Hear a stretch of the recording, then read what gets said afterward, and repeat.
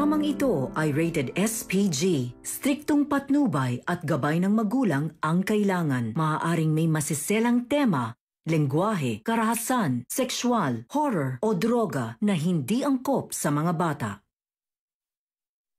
Ikaw ang aking dahala sa gabing madilim. Ikaw ang Kailangan pa nilang malaman ang katotohanan tungkol kay Zoe. Magandang araw at eto na nga tayo sa ating pinakaabangang tagpo sa abot kamay na pangarap. Welcome to my channel. Please don't forget to like, comment, and click the bell button para lagi kayong updated sa aking mga videos. Samantala, pagkatapos mag-usap ni Moira at Zoe, dahil sa inis nito sa mag-ama, tinawagan niya agad si Balahadja na pupuntahan niya ito para kamustahin si Don Pepe at kung ano na ang kalagayan nito. Pagdating ni Moira sa lugar ay agad naman siyang sinalubong ni Balahadja at nakita niyang may bagong kasama ito. Nagulat si Moira at tinanong niya kung nasaan si Vasquez. Sabi ni Balahadja kay Moira, hindi siya naging loyal sa atin at nasuhulan siya ni Tanda ng malaking halaga. Kaya nahuli ko siya na pinapakawalan niya si Tanda kaya hayong tinuluyan ko na dahil walang lugar sa akin ang mga katulad niyang isang traidor. Natuwa naman si Moira dahil maaasahan niya talaga si Balahadja. Maya-maya ay pinakilala niya na si Dax kay Moira at ito ang magiging bago niyang makakasama. Kinilatis naman ito ni Moira ng maigi at tinanong niya si Balahadja kung maaasahan din ba nila ito. Sabi ni Balahadja na buong pagmamalaki na kahit anong ipagawa niya dito ay gagawin niya, kaya para ma-impress si Moira kung talagang totoo ang sinasabi ni Balahadja, ay susubukan niya ito kung hanggang saan ang kakayanan nito kaya may ipapagawa sa kanya si Moira. Samantala, magkakasama pa din ang magkakaibigan na si Nurse Ivan, Karen at Annalyn at pupunta sila ng Apex para puntahan si Zoe at para hindi na ito makawala sa kanila.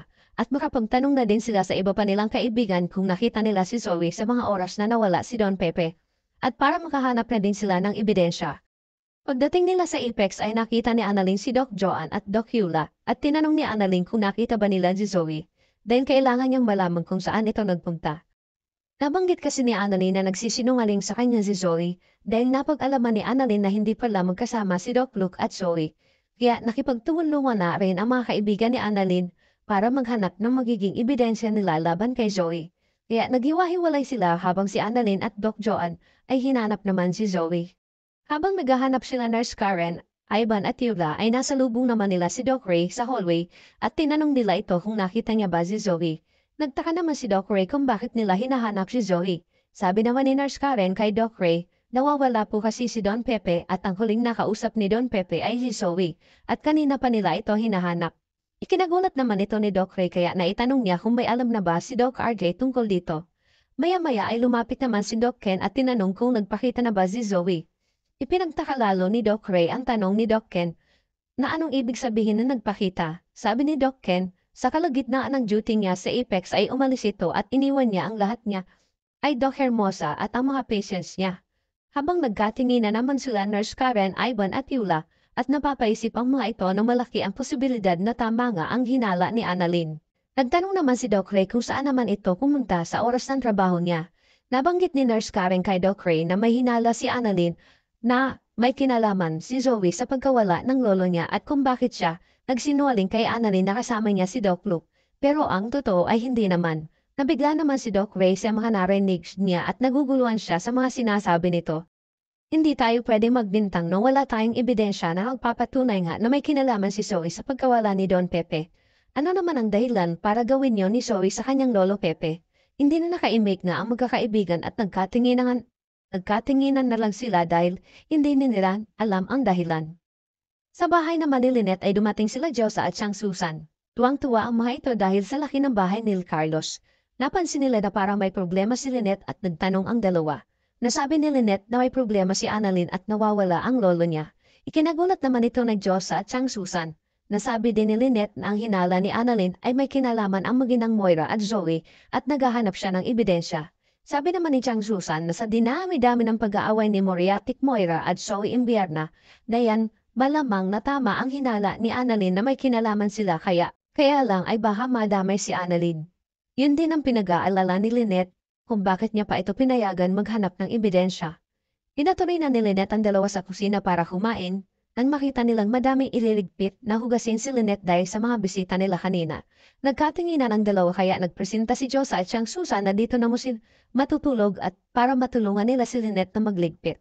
At ipaalam niya na lang kay Carlos. Nag-alanga naman si Lynette dahil alam niya na ikakagalit ito ni Carlos. Ayaw na ayaw ni Carlos na may ibang tao sa bahay nila. Sa kabilang banda naman ay nalaman ni Carlos na pumunta ng Apex si Annalyn para maghanap ng ebidensya na magpapatunay na kasabwat ito ni Moira sa pagkawala ng lolo Pepe niya. Ikinagalit ni Carlos at pag-aalala naman kay Zoe. Naisip niyang tawagan si Lynette para kausapin si Annalyn na itigil niya na ang ginagawa niya. Maya-maya ay biglang tumunog ang telepono ni Lynette at nakita niyang tumatawag si Carlos.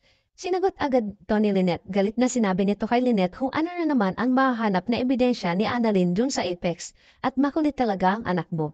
Nagtaka naman si Lynette kung bakit parang nagagalit ka. Sabi naman ni Carlos dahil idinidiin niya ang kapatid niya sa pagkawala ng lolo Pepe nila at itinuturing niya agad na sospek ito. Nang biglang magsalita si Chang Susan at sinabing kumayag na ba at narinig ito ni Carlos. Galit na tinanong ni Carlos si Lynette kung anong ginagawa nila sa bahay niya.